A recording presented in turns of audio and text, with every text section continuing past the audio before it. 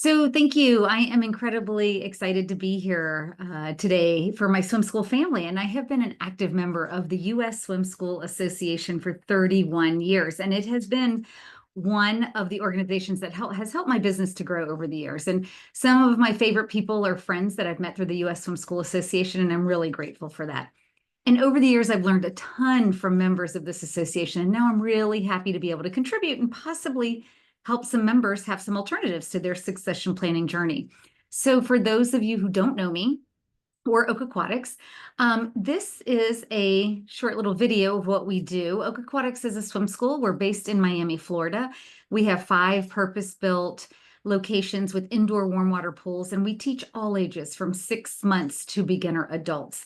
And we have been in business for over 31 years. We're a certified B Corporation. We were the first swim school on the planet to get certified, and now there are 3, one in the UK, one in Canada, and us in the United States. And I would love to talk to you all more about it, but that would be a whole nother presentation. But for the sake of this presentation, I'd love for you to know that certified B corporations are for-profit companies that believe in a triple bottom line, that we want to take care of people, planet, and profit. And with being a B Corp, we're also a public benefit corporation. We are a member of 1% for the Planet, and we're active conscious capitalism members. All of this to say that we're a for-profit company that is really focused on using our business as a force for good. And we want to be a responsible business in our community that takes care of people, and it takes care of, the areas where we live, and it takes care of the planet while we make a profit. But I didn't start my business to do all of that. I actually started my business in college out of necessity. I was a scholarship student at Tulane University in New Orleans, Louisiana. I was studying biochemistry, and I wanted to go to medical school and become an orthopedic surgeon. And at the age of 19, I got pregnant. And so I took a break from school and I moved to Miami, where my mother was living at the time, and I needed something to do to make a living. I eventually did go back to school. I did get my degree, but I thought I would go to medical school when my son was older. So instead, I decided to open a little business teaching swimming lessons just to get by until my son was old enough for me to go to medical school. And I jumped into the deep end of entrepreneurship. I officially incorporated my business in February of 1994. I was 22 years old. My son was just a year and a half old. And I went to backyard homes. I taught swimming lessons. And then I hired somebody and they helped me. We went to homes, and then we got a little hotel pool. And then I hired a few more people. And then I got a country club pool and hired a few more people. And I was really starting to like this business. But I knew very, very little about business. And my parents were immigrants. They had opened 2 restaurants. And while the restaurants had amazing food, my parents were not strong business owners. And I watched them struggle. And I never thought I would ever go into business. But now I found myself there, and I knew that I wanted to do it differently. I've always been a pretty good student, so I decided I would learn about business from reading as many books as I possibly could about business. And so my son and I spent a ton of time in bookstores and libraries, and we would hang out there for hours, and we would just hang out in the stacks. And I never bought the books because I couldn't afford to buy them at the time. And I used to say that I owed Barnes and Noble and all the bookstores a lot of money, but it's okay because now I buy books every single week. At least I buy books. Well, somehow 31 years has gone by in a flash. And now we have grown this business to 165 team members, teaching 6,500 swimming lessons per week in high season. And I never went to med school. And maybe since I was never meant to end up in business, I've always looked at doing business differently. And this is how we've become a certified B Corporation, 1% for the Planet Partners, active conscious capitalism members. And all of this is, has made us who we are and why we try to operate the business as we do. And we are different. We know that we are different. And actually, it's our team member mantra. Not only are we different in the people that we hire, our team is made up of people from around the world. We have 17 different countries represented on our staff. They range in age from 16 to 82. And if you were to come into our swim school and talk to our team members, you'll find out that they've been with us 10, 12, 15, 17 years. And we have team members who started with us as custodians, and now they've moved into management. We've helped single mothers over the years because of what I experienced in my journey. And we have an all-around great team of people. And not only have we grown the swim school, but we also take great pride in growing our team members under this framework of environmental and social responsibility so that we can grow the business in a sustainable way and we can make a bigger impact in the world. And we believe in taking care of our team members. We believe in servant leadership, and we really believe in helping the people who come to work with us, and then they turn around and care for all the people that we work with, our families and our children. And we have an amazing culture, and we do really well. And we're highly successful. And I think this is how we got onto PE's radar long before I was thinking about exiting. I was first approached by private equity starting in 2014. And over the next couple of years, a number of my friends in the industry started to sell their businesses to PE, but I wasn't 100% convinced by what I was seeing.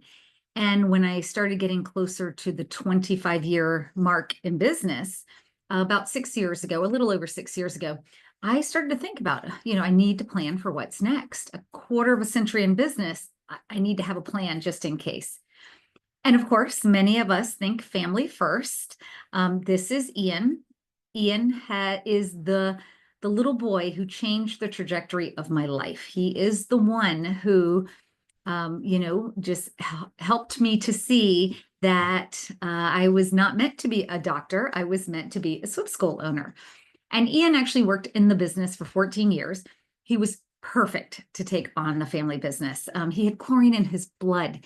He was so good at all the different positions he had done. And it was a very, very logical transition, but he wasn't feeling it. And he told me that on a regular basis. And it even reached a point where he stepped away. And that was so hard for me. He was really passionate about the good work that we were doing as a certified B Corporation in social and environmental responsibility. But he was not passionate about running his mom's business. He really wanted to create his own thing. And I really wanted someone to continue this business that was going to be as passionate about it as I was. And honestly, I'm really grateful the way they turned out, because I think it eventually led me to the right decision where the truly passionate team members are now running and owning the business. But it did take me a little while to get here, and I want to tell you about that journey. So after Ian told me that he didn't want this business, it really started me down this trek. And I call it the alphabet soup of succession planning options for me. And of course, I kept talking to PE, private equity, especially since Ian wasn't interested. And I was very curious as to why they wanted the business. But in reality, I always had a gut feeling that this was not going to be the right option for me. I did talk to every PE company that wanted to talk, but I wasn't thinking that they were going to be as passionate about the environmental and social issues that were very important to us. But I do have to be honest, in the safe, I had a list of PE firms that were interested in us just in case something happened to me. My family knew where to go. And to be completely transparent, PE probably would have been a pretty easy option or a lucrative option. There were some very charismatic and convincing PE guys that came to talk to me. And yes, they were all men. And they looked me in the eye and they told me that my company would not change, that they wanted to replicate us and not change us. But I had friends in the swim school industry, and I had friends outside of the industry in other businesses that had transitioned to private equity, and they were not 100% thrilled with the transition. And ultimately, I didn't feel like the people I was speaking with were as aligned with my personal values of environmental and social responsibility. And I didn't want to have seller's remorse. I didn't want to regret my decision. So this really helped me to see that I needed to research the different ways to get my business into the hands of the people who I thought would be the most passionate, and that would be my employees. So I did my next letters in the alphabet soup, or DIY. I actually did a semester-long program at Stanford University virtually. And this was the focus for me. And I was learning about stock options. I was learning how to structure programs where team members could buy company stock at a set price or at a discounted price. I looked at phantom stock, which is a form of deferred compensation that gives your employees the financial benefits of stock without giving them actual company shares. I consider traditional profit sharing, but all phantom stock and traditional profit sharing were going to be a little bit more complex. And they weren't going to solve the problem that I was trying to solve about succession planning and the eventual ownership transition of the company. So I found another instrument, the co-op. And I looked at worker cooperatives, and it sounded like a really, really good idea. What a cool business model.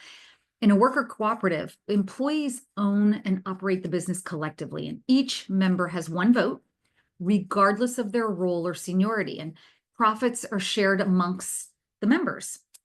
And workers can choose to join by buying a share in the business.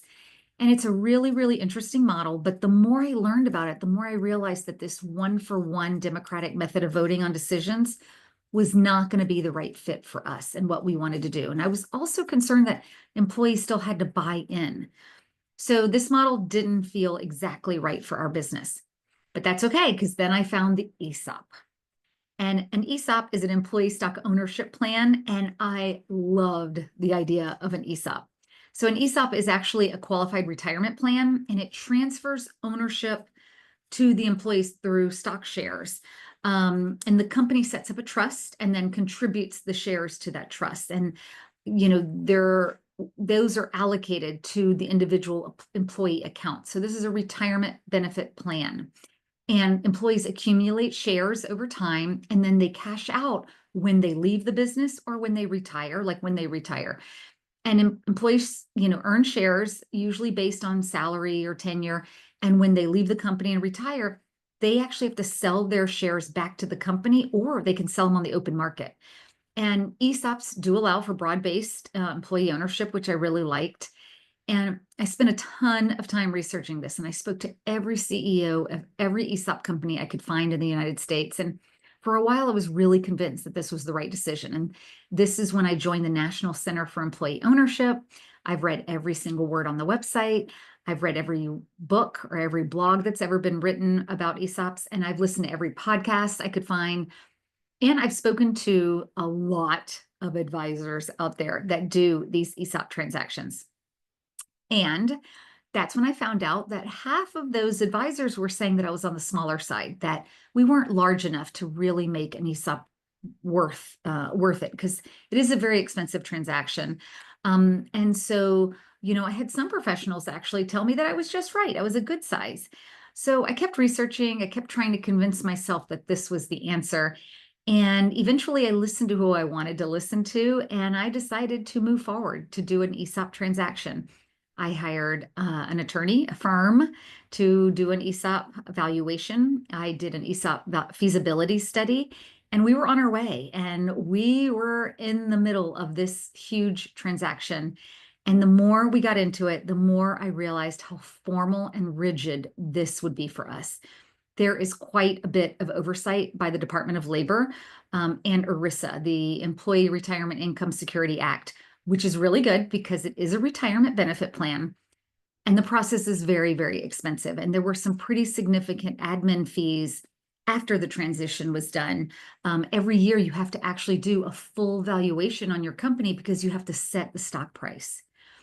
So all of these things were starting to weigh on me a little bit. And, I was really starting to have some concerns about the delayed gratification of an ESOP, teaching our team members about holding stock of the company. We'd had a 401k, and we've actually had a 401k since 2008. And we've done a ton of education in the past. And it has been an uphill journey. We've gotten people on board, but it's been a lot of education. And this was going to be even more complex. So I was a little worried about that. But I was still willing to do it. And one day I was having a conversation with my attorney, and I mentioned something about the trust and what we were setting up. And he told me, in the event of a company sale, And I thought, wait, what? What do you mean the company could be sold? And that's when he told me that the company could still be sold to PE. The trustee of an ESOP trust is a fiduciary, meaning they have to do what's in the best interest of the employee shareholders. And if somebody came along with a really healthy offer, they had to take it. And that really gave me pause. And I just started to think, oh, here I am doing all this work. And a year or two after I sell to an ESOP, it could be sold again. And so, that was not what I wanted to do. So I started to look for ESOP companies around the United States that weren't working as intended. And I found a few. And I actually found a few B Corp ESOPs that had sold and had gone through another transition after their ESOP. And one day I was on a Zoom call with the CEO of an ESOP in the Pacific Northwest, and he had a very, very similar demographic to the team members that we all hire. And he was voicing his concerns to me, and he was saying that his team members had such a hard time understanding the value of what being an ESOP meant and how to hold stock and all of those things.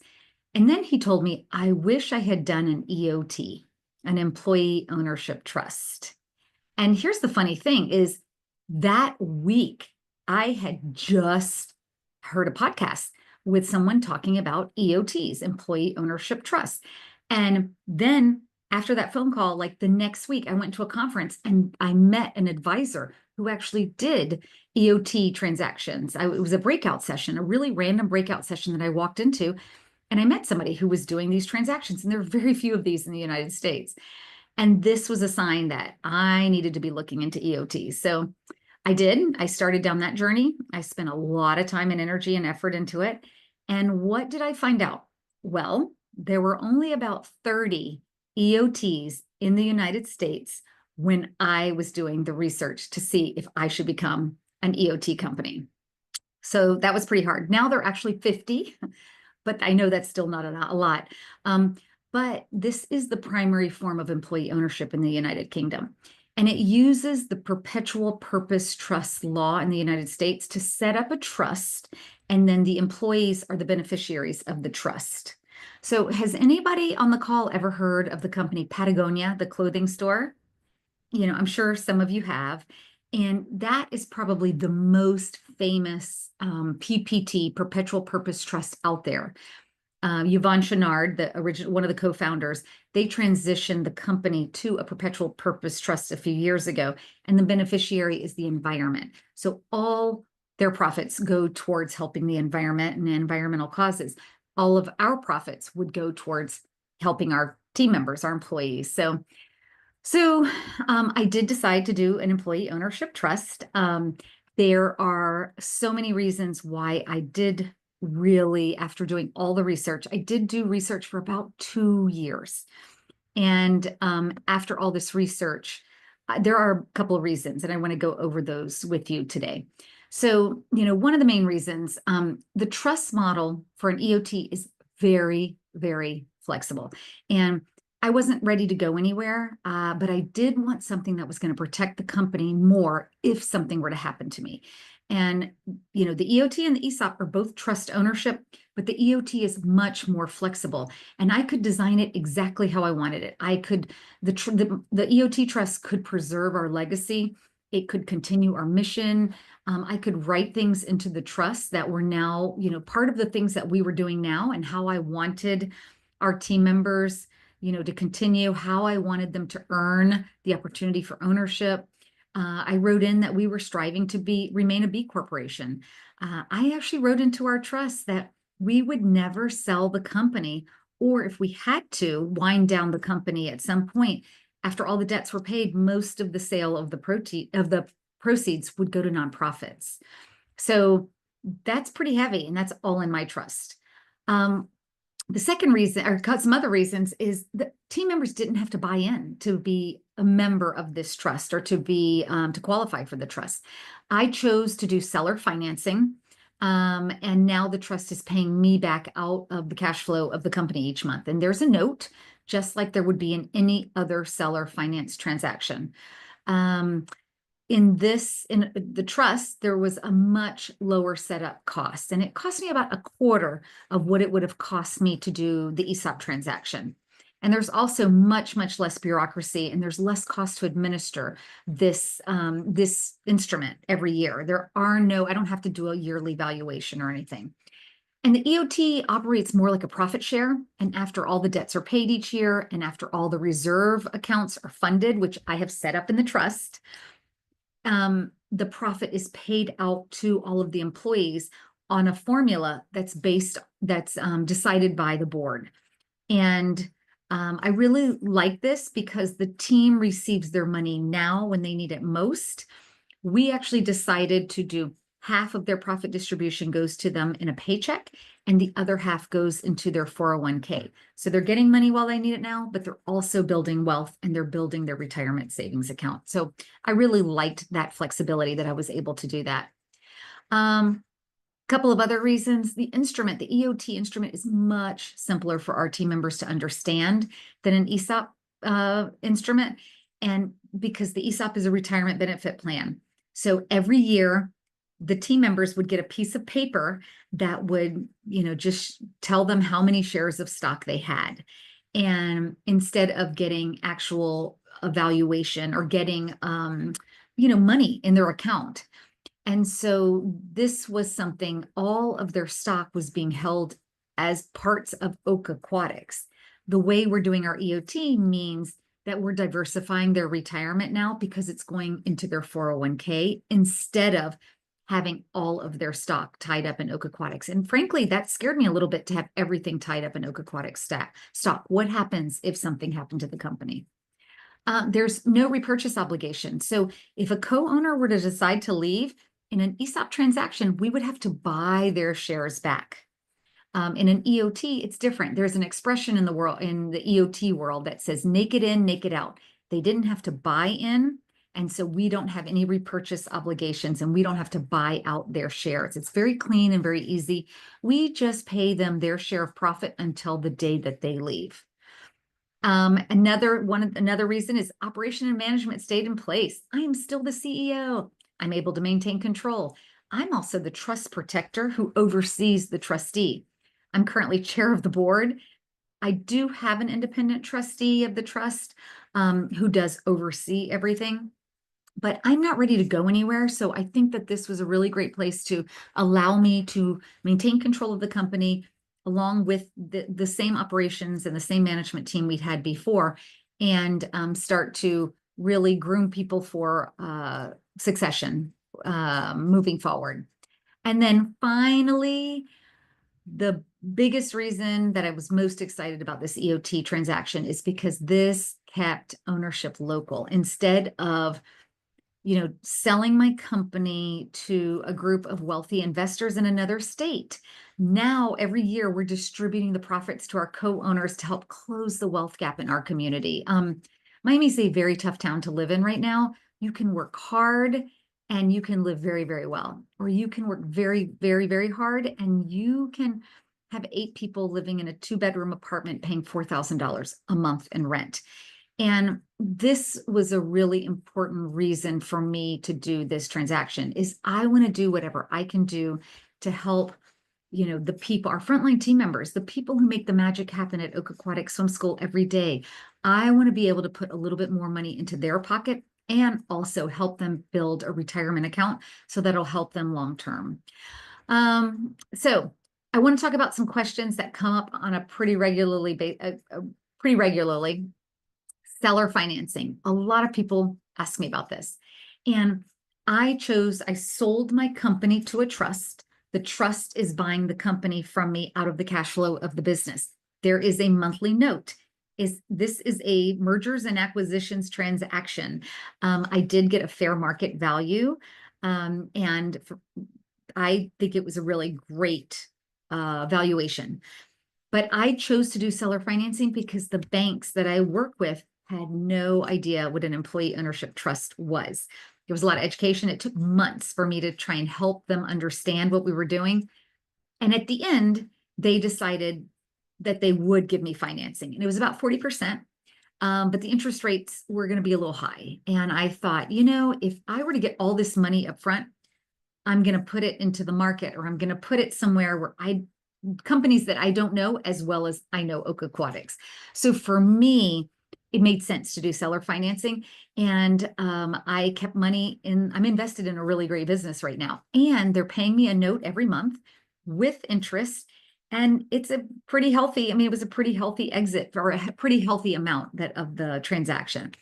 And the reality of it is I wrote it into the documents. If they don't pay me back, I get the company back. So I'm still here. I have no reason to believe that this will not work. In fact, I have every reason to believe that this is going to work better than expected. So there were a few trade-offs. When I sold to the employee ownership trust instead of an ESOP trust, there are some pretty significant tax benefits with an ESOP trust. But you can get a good tax strategist, and they can help you structure your deal so that you do maximize how you do your tax savings. And I think that, that was one thing that a lot of people have asked me about. There are also some people asking me about, how do you learn from other EOTs? That's a hard thing because there aren't a lot of EOTs out there right now, but there are fewer success stories, but I'm really excited. I want to be one, and I want this to work so well. And I want people to come and talk to us about how it's going, so that then they learn through maybe some of the trials and errors that we went through.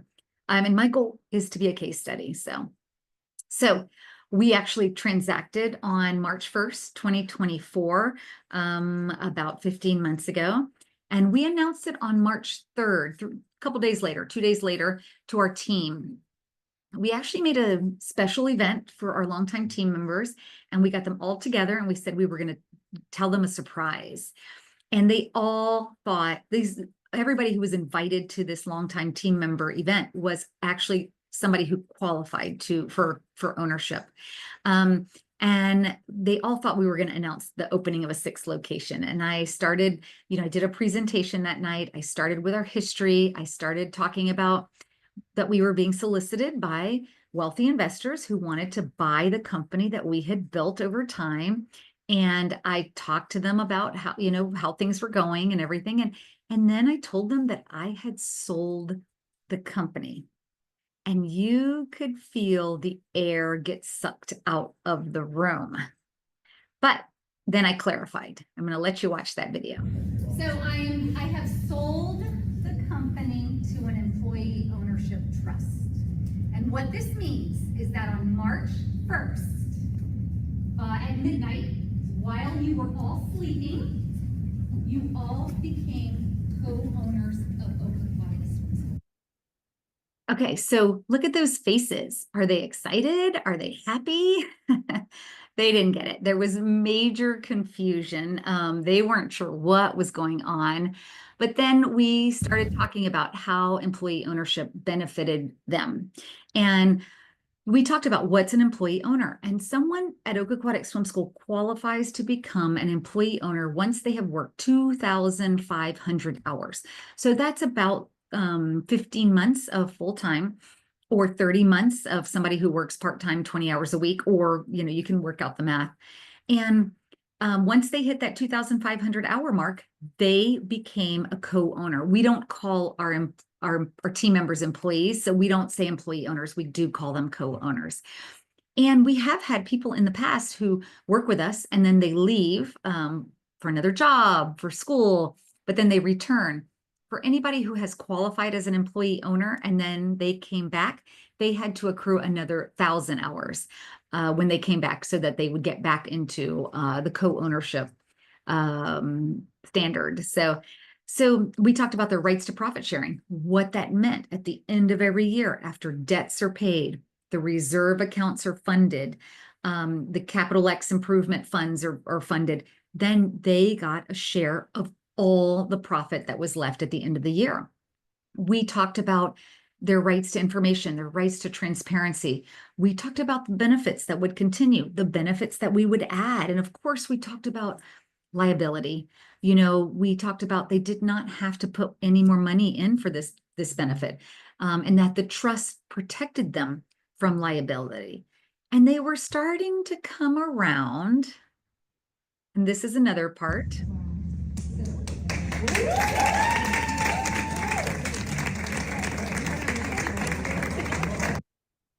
But you can see they're still not convinced. And at first, you know, again, they had no idea what was happening. There was a lot of confusion at the beginning. There was a lot of shock. Then there was shock. And then we just kept talking about it. We did share more information with them. And eventually, this same night, everything really transitioned to joy. And it was really great. We talked about the note and how that was going to get paid off, and what it looked like once the note was paid off and what that meant for them. You know, we showed them these hockey stick graphs, you know, that show how at the beginning it's a little bit, but once they pay off that note, they really do make a lot more profit.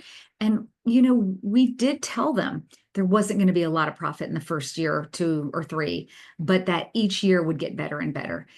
And eventually they really started to get it. And then we really had a celebration. You know, we gave out new co-owner hats. We had them all sign a banner that they were new co-owners of Oak Aquatic Swim School. We wanted to make this a really, really special night. So we had an artist come in and she captured the evening for us. And as I was going through my speech, she wrote down all the pools that we had been in, all of the journey we had been on. And then she also had captured all the benefits of the employee ownership trust and what that meant for them. And this was really nice because it was something they all went home with electronically. They all received this at the end of the night. And I got a lot of questions about it afterwards. It was really, really a fun thing. And then finally, we all took a really great group picture. These are the first owners, co-owners of Oak Aquatic Swim School. And, you know, something really big had just happened. They were pretty happy about it. They didn't understand it completely yet, but we were on a quest to really educate them. And we started the next day. We knew that this group was not classically educated, or they're traditionally educated, but we wanted to show them how this could change their life. And we wanted them to understand it enough to be able to explain it to their family members that were going to ask questions. Of course, people came in the very next day. We had a lunch and learn, and we had we just talked about all the financial details of what this meant. We had an opportunity for questions and answers, and we thought a few people would come, but actually it was packed. It was really, really packed. The team was hungry to learn more, and they'd all gone home and told their families what had happened, and their families had tons of questions for them. So they brought those questions with them, and that was really great. Funny enough, when I was doing all of my research into ESOPs, I had met a CEO of an ESOP in Colorado, in Durango, Colorado, and her name was Carrie Siggins, and she had written a book called The Ownership Mindset. And where it had just been released now, but she was actually in town for another event, a book event. And so we bought a bunch of her books, and she actually came to Oak Aquatics that week, and she spoke to a group of our team members, and she signed books. And then we actually read her book all summer. We had 4 meetings, and we discussed her book and what it meant. And then she appeared on the last virtual call, and it was really, really a special thing for them. It was really special for her to see people really owning this idea. We did 2 webinars with our attorney, one in March and another one 30 days later, to let things kind of sink in. And he explained what all of this meant. He went through it. We did things in English and Spanish. We also did a lot of webinars. We did a lot of, we call them AMAs, Ask Mirren Anything. And they could actually bring their family members or their friends. You know, they seemed to understand things when they walked away, but then when their family started asking them questions, they couldn't answer them. So they would bring their friends. We allowed them to do that. And we explained everything over and over and over again. We said these were available for co-owners, for future co-owners. That's what we call our team members who are not yet owners, and for their friends to learn more. We designed a co-owner pledge that they sign once somebody qualifies to become an owner. They do sign this, and it's just our commitment to them, and it's their commitment to us. It's not a legally binding contract, but it is just an agreement of this is what this means, and this is what we're going to do for you. We have an internal website where we have all the plan information and the plan documents on, so they can check that out at any time. We also have a newsletter that we put out 3 times a year. We also do virtual calls or meetings 3 times a year where we're discussing financials. We're talking about how we're doing. We do discuss dashboards, how we're doing against forecasts, things like that. And then, we also created co-owner business cards. So everybody has a digital business card on their phone. And that way they have the power. If they're ever at Home Depot and they see a family behind them and they want to talk to that family and initiate a conversation and say, hey, do you guys take swimming lessons? They can talk to them about swimming lessons. And if they've never heard of Oak Aquatics or they haven't been here, they can give them a QR code, and which leads them to a free class. So we really love that. And it gives them just something to talk to the community about. We have dashboards everywhere now. We're always talking about forecasts, our goals, how close we are to our goals, who's beating their goals. We talk about numbers every single week at our locations. And this has been really, really amazing. And on that line, we also play a lot of games. Every semester we have a different game. And they get to earn money for their location. So it's called the fund, capital FUND, and they get to earn money that goes into a pool for their location. And so we give them, $10 per 5-star review that they get, or how many of their surveys. We do surveys for our families, and they get funds for every survey that's turned in, or for all the 2-week enrollments that we do, or anything that's revenue driving behavior. We're trying to incentivize that so that they get excited about it and they're learning how to help revenue. And so that has really helped us. It's been a lot of fun, and they've given us the best ideas. Every semester we have a different game, and they are really the ones who are designing those games. And the best part is that once they get that pool of money, they get to decide how to spend that money. And, one location bought shark shoes for their entire staff. That's what they wanted. That's what their team voted for. Other locations buy food. Other locations have gone to Busch Gardens, different things like that. And we love that they get to decide how they spend those dollars. And before we always had a budget item where they could spend money on their location, and they spent 100% of that money. Now they really maximize every single dollar. They look for coupons. They are thinking like owners, and it's been pretty amazing.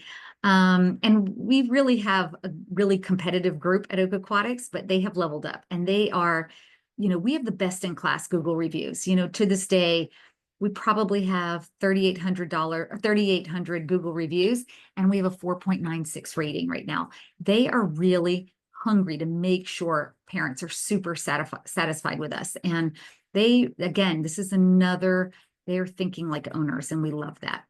So a lot of people have asked me if this transition to an EOT was the light switch that turned everybody on to think like an owner. And it wasn't. We were already thinking like an owner. We have had all these things. We've been really working on an ownership mindset. And we've been thinking, we have a culture of ownership. We call it our Own It culture. And we have been doing this for years before we did the transaction. We actually have practiced open book management for 2 full years before March 1st. And that was really important. And I think that anybody who is interested in this really has to start this culture of ownership before. But now that the transaction is done, it has accelerated this culture of ownership that we had before. And now, the team is so excited about, and they're constantly bringing us ideas of what they could do and how much more they can do. So there's some other amazing things that have happened that have been driven by the team. They created this I think it's a great video. They created this on their own. Hey, did you guys know that Oak Aquatics is employee owned? Oak Aquatics turned 30 years old. We transitioned over to 100% employee ownership. This means that all team members become co-owners after a certain amount of hours worked. As co-owners, we spread all the profit at the end of the year.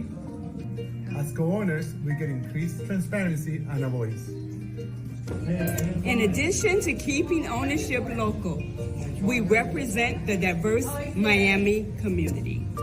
Out of 50 current co-owners, 34 were born in another country. Over 90% identify as Black or Hispanic. 70% are women. The ages of our co-owners range from 19 to 81. We are proud to be employee-owned. And also created this video, which I think was quite clever. Hello, welcome. Buenas. Ay, mira, de verdad que estoy tan encantada con este lugar. Dos de mis hijos vienen y las instalaciones, el servicio, los maestros, de verdad que es un lugar muy seguro con el cual me siento muy, muy agradecida porque mis hijos han aprendido muchísimo aquí, pero más allá de eso me encanta el ambiente que aquí se disfruta. Me gustaría poder hablar con la persona encargada de acá, con el dueño, la dueña, no sé, o sea, quisiera pues darle esa voz de cómo me siento en este lugar. Ok, mami, déjame decirte que estás hablando con una co-dueña de Oca Cuadra, co-owner. But this carries on, so it's great for inside of work, but it carries on outside of work as well. So these are some of our co-owners. This is Grady. She's our financial manager. She's actually been with us 16 years now. She did start as a custodian with her mother, and now she's our financial manager. She's gone through school and everything. She now has two beautiful children. She's married. She has two beautiful children. They're both in our swimming program. And she tells me that everywhere she goes, she takes that bright yellow Oak Aquatics bag when she goes to her children's school, when she delivers supplies to the school, when she goes grocery shopping, because she wants to be marketing constantly for Oak Aquatics Swim School. And she tells me that she wears an Oak Aquatics shirt even on her day off because she wants to be marketing for Oak Aquatics.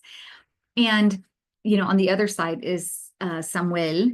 And this is Samuel with his grandson, and his mother, or the baby's grandson, the baby's mother actually worked with us as well. We had planted some trees during one of our anniversary event, and a truck that was doing work in our yard ran over one of the baby trees. So he grew an avocado from an avocado seed, and he actually planted it in our yard because he really didn't want us to go and buy another tree. He wanted to, have this tree be there instead. And it's just, they're just thinking like owners. How many people would go and replace a part of the landscaping on their own because they wanted it to grow up and be a nice healthy tree on the property? So I think that these are both really nice little stories. But the other thing too is these three children are in swimming lessons because we do give free swimming lessons to immediate family members of our team members. And that is written into our trust. And we want to preserve that because I think that's really important. So right now we have 50 co-owners and counting. You heard in the video, 70% identify as women, 90% identify as minority, Hispanic, or Black, 34 were born in another country, and the ages range from 19 to 82. In the video, it said 81, but Lucy has now turned 82. And we celebrate when our future co-owners become an official co-owner. So this is Noemi. She became a co-owner not that long ago. And we have a little ceremony when she becomes a co-owner, and she gets her t-shirt that says 100% co-owner, 100% employee owner. She gets a hat that says co-owner hat. She gets her star for her her sun for her water bottle. She gets her sun for her photo on the bulletin board. And they sign a starfish, and she puts it on, in the starfish, and they also sign the banner. And it has been so fun for the team. It is a whole ritual, and it's really great. And people have a really good time with it, and people celebrate it, and our families are super excited about it when somebody becomes a new co-owner. I mean, it's like their birthday. And this has also been really good for us for business because we've gotten a lot of media attention. We've had the Miami Herald come out. We've had the local news stations come out. We've also been invited by several of the universities in the area for us to go out and speak on employee ownership to their college classes. We've also gotten national media attention. We've been in Forbes magazine about employee ownership. We've been in Real Leaders. We've been on Telemundo and some of the bigger some of the Latin news stations. And it's been pretty amazing. And we want to keep spreading the word that EOTs are a great alternative to succession planning, and that employee ownership is a great business model. And that's the reason why I'm here to speak to you today, is that I feel so strongly about how well this has gone for our team and what it's meant. And, you know, I'm a reluctant spokesperson, but I didn't think I was going to be speaking about this as much as I thought, but now this is what I want to do, is because I want to share about our experience, and I want others to have the opportunity to learn about this to see if it would be the right fit for them. So my advice to you is, if you are considering some sort of employee ownership, maybe perhaps an employee ownership trust, is speak to everyone. You know, do your research on the different models so that you understand them. Bring on a good advisor that can help you and that can advise you and on the pros and cons of each one and how they might work for your business. I've met a lot of really great advisors now in the United States, and I'm happy to refer you to who I know in the industry. This can be a really great business model, but this can also be a really great succession plan. So I really do feel like everybody should have this as an alternative when they're looking at succession planning. I keep getting asked about regrets. I don't have any regrets, not at all. The business is responding. The owners are doing well. I feel better about this decision than I ever have. I mean, I think it's probably the most important business decision I've ever made of my entire life. So that's a pretty strong thing to say, but I really do feel like this is huge, and this is going to change lives for people for many years to come. You know, about another regret, you know, I spent $50,000 on an ESOP attorney doing the valuation, doing the feasibility studies, and then I chose another model. You know, that's crazy. But I'm really glad I spent that money to research the different alternatives. I learned so much during that process, and it was really good for me because it made me feel more confident about the instrument that we chose. But it also gave me a lot of information to help others understand the differences between the different models. So I feel really, you know, I feel okay about the money that was spent on that. And, you know, I want to rewind back to March 1st or March 3rd, 2024, at that announcement to the team. You know, at that first meeting, everybody asked how much money they would make with this. They couldn't wrap their head around what this meant. And we showed them charts and graphs and about how this was going to work, but they still wanted a number.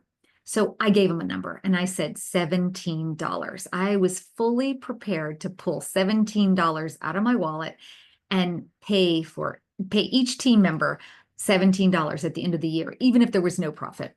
And it actually ended up being a little more. This is a reaction video that we did film when we shared the news with them of their first year's profit payout as a co-owner. Missed that one, but now we'll see. No!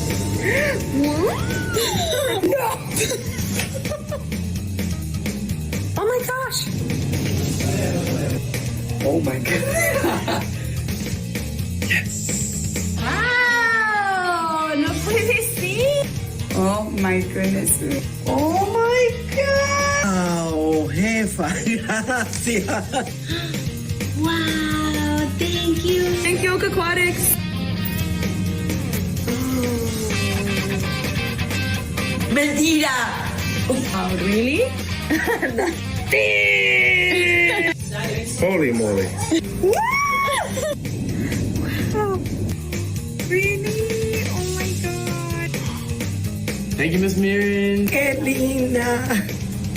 Oh my god. Oh, wow.